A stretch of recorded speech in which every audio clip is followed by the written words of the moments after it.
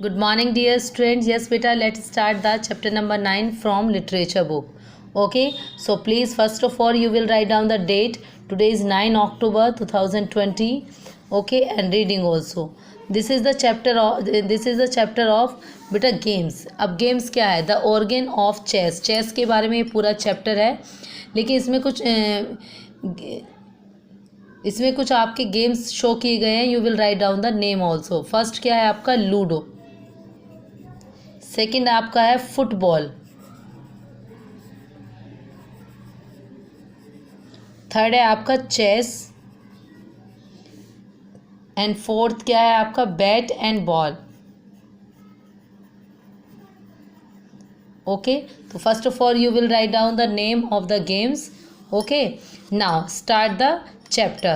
Which game do you like to play the most? What are you advantage of playing game outdoor and indoor games? अब देखिए, आपको इस chapter में क्या पढ़ना है और आपको क्या अपने ऊपर इमेजिन करना है कि आपको which game do you like, आपको सबसे ज़्यादा कौन सा गेम खेलना पसंद है और उसकी एडवांटेज क्या है. जिस गेम को आप खेलते हो, चाहे वो इंडोर गेम है चाहे वो आपका आउटडोर गेम है, तो उसकी एडवांटेज क्या है. एडवांटेज मतलब क्या खासियत है, उससे क्या हमें बेनिफिट होता है, क्या हमारा मतलब क्या हमें उससे कुछ सीखने को मिलता है. देखिए, कोई भी चीज़ अगर हम पढ़ते हैं या खेलते हैं या देखते हैं, तो या तो उससे हमारा साइड इफेक्ट एडवांटेज भी होती है, एडवांटेज भी होती है. एडवांटेज मीन्स हमें कुछ सीखने के लिए मिलता है कुछ अच्छा. डिसएडवांटेज होती है, उससे कुछ नुकसान होता है. ठीक है, तो अब हमें देखना है कि चेस से क्या प्रॉफिट होता है. There's a famous legend about the origin of chess. hundreds of years ago there was a sultan in India who loved to play games. किसको पसंद था इंडिया में? सुल्तान को. और ये फेमस गेम है यहाँ का. ठीक है, but he had got bored and wanted a new game that was more challenges.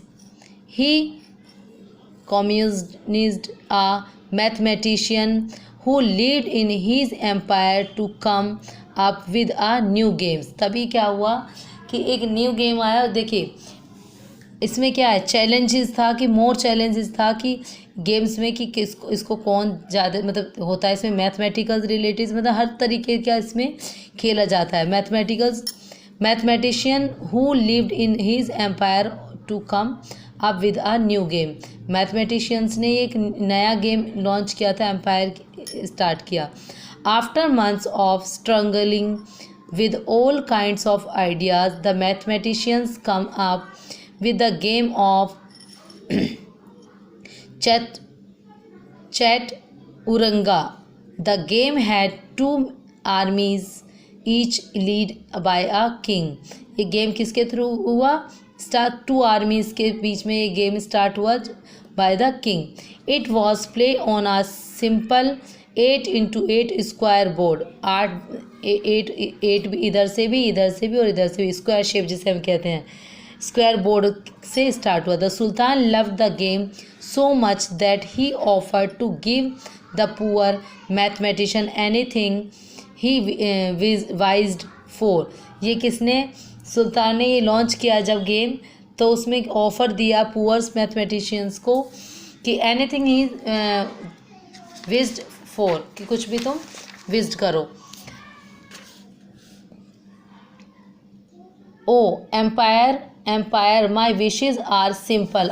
वो कहता है मेरी, जिसने ये गेम लॉन्च किया किंग के लिए, सुल्तान किंग के लिए, तो उसने उस किंग ने उससे कहा कि आप अपनी कोई भी विश मांग सकते हैं. पहले क्या होता था कि अगर कोई किसी का अच्छा काम कर देता तो उससे कहते थे कि मांग लो जो मांगना है.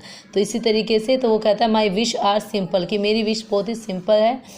I only wish for this, give me 1 grain of rice for the first square of the chess board. वो कहता है कि मेरी ये विश है, बस मेरी यही एक विश है कि give me 1 grain of rice की 1 grain, the first square of the chess board, कि फर्स्ट इस पर ग्रेन का मतलब ग्रेन का एक राइस का एक दाना रखा जाए.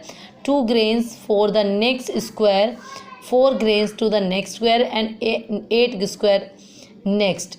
And so on for all 64 squares. अब देखिए एक में दो रखने के लिए कहा उसने, फिर दूसरे में कितने का 4 और 4 8 और 8 मतलब ऐसे ऐसे करके हर स्क्वायर में उसने राइस का एक, फर्स्ट स्क्वायर में 2 ग्रेन्स, नेक्स्ट में 4, नेक्स्ट में 8 सॉरी, और टोटल हमारे 64 स्क्वायर्स हो गए। With each square having double the number of grains as the square before responded the mathematician. उसने कहा कि इससे हमारा एक मैथमेटिशियन फॉर्मूलाज स्टार्ट हो सकता है या कर सकते हैं। अब इसमें देखिए हमने फर्स्ट में रखा 2, 2 2 ज़ा 4, 4 2 ज़ा 18, 4 2 ज़ा 8 और 8 8 ज़ा 64।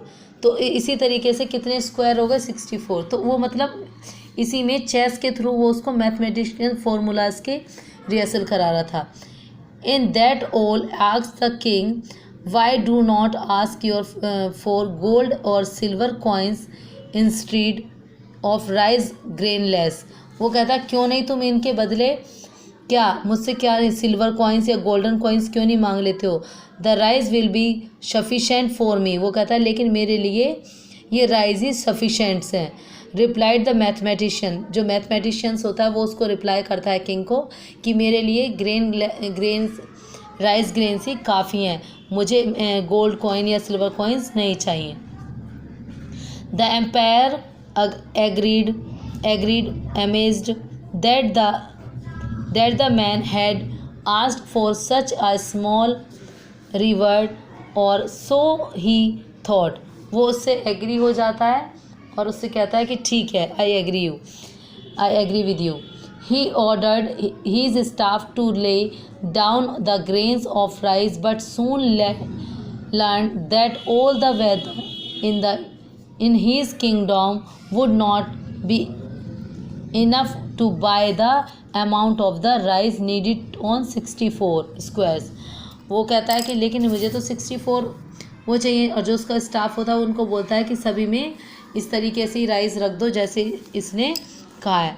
After a week his treasurers came back and inform him that the reward would add up on the astronomical sum for greater than all the rice that could be plowed in many centuries.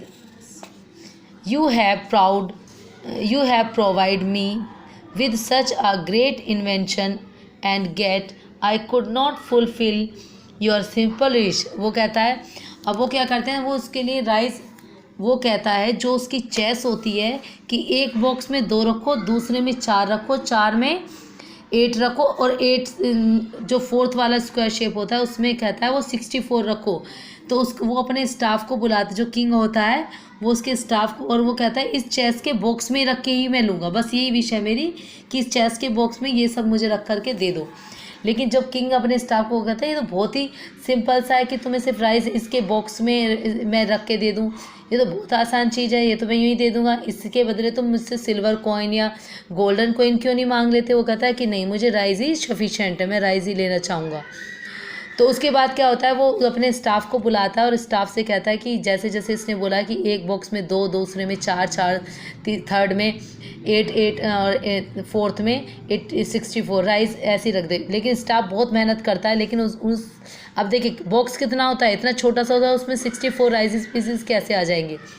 तो उसको करने में provide, उसके लिए वो बहुत try करता है, बहुत करने की कोशिश करता है, लेकिन ऐसा नहीं हो पाता। वो कहता है कि अब देखिए ट्रेसर का मतलब होता है a person who keep record of money and property. वो क्या कहता है कि इसमें तो मैं मतलब तभी एक केम बैक फ्रॉम द, वो अपना वापस आता है। वो कहता है कि ऐसा क्या हो गया जो इतना सा ही नहीं होता, एक्सट्रीमली लार्ज। वो कहता है ये एस्ट्रोनॉमिकल का मतलब होता है बेटा एक्सट्रीमली या लार्ज, हाई, बहुत ज़्यादा है ये। वो कहता है कि ऐसा क्यों नहीं हो पा रहा है, सब उसकी अपनी वर्कर से कहता है यू हैव प्रोवाइडेड मी। वो कहता है जो मैजिशियन होता है वो जब चला जाता है वो कहता है इस तरीके से रख के दे दो, मैं फिर आऊँगा और यहाँ से ले जाऊँगा। लेकिन वो उसके जो वर्कर होते हैं वो बहुत ट्राई करते हैं, लेकिन इस तरीके का वर्क करने में वो क्या असमर्थ हो जाती है, नहीं कर पाती है वो ऐसा, तो वो फिर कहता है, वो कुछ दिनों बाद आता है, you provide me with the such a great invention it I can not fulfil your simple wish. फिर वो किंग कहता है कि मैं तुम्हारी एक सिंपल सी विश पूरी नहीं कर पाया। You are indeed a genius said the sultan and made the mathematician his top most advisor। वो और उसको सुल्तान वो क्या कहता है कि तुम तो बहुत ही मतलब एक हमारे लिए एक सबक हो, इतने मतलब इतनी बड़ी चीज़ तुमने छोटे से उसमें बता दी कि कोई भी चीज़ सिंपल सोवर सी नहीं है। तो उसको समझ में आ जाता है एडॉप्ट फ्रॉम एयर। अब उसको समझ में आ जाता है कि इसके अलावा, अब देखो चेस में उसने वही तो कहा, उसको रखने के लिए ही तो कहा, लेकिन ऐसा पॉसिबल नहीं है। वो इसको ये दिखाना चाह रहा था कि कोई भी, चाहे वो आप गेम खेल रहे हैं या कुछ भी है, everything is not possible, her cheese possible नहीं हो सकती। उसने तो कहा मैं कितना ही तुम्हारे लिए सब दे सकता हूँ, लेकिन वो ऐसा करने में इम्पॉसिबल हुआ, पॉसिबल नहीं था ये सब करने में। तो बेटा ये आपका चैप्टर हो गया, चैप्टर 9 कंप्लीट। मैंने आपको रीडिंग करके एक्सप्लेन कर दिया है। You read the chapter and after that complete the work. Okay, तो first of all you will write down the chapter content, chapter which chapter is chapter 9 I think, yes। so you will write down the date and chapter 9 the origin of chess। okay, chapter content, difficult words, word meaning, question answers, make sentence. Okay, तो ये आपको chapter content लिखना है। उसके बाद आप यहाँ difficult words लिखेंगे, जितने भी डिफ़िकल्ट वर्ड्स बेटा मैंने आपको अंडरलाइन कराए हैं, आप अंडरलाइन डिफ़िकल्ट वर्ड्स लिखेंगे यहाँ पर। अभी मैं आपको पिक सेंड कर रही हूँ और वर्ड मीनिंग भी। Okay okay.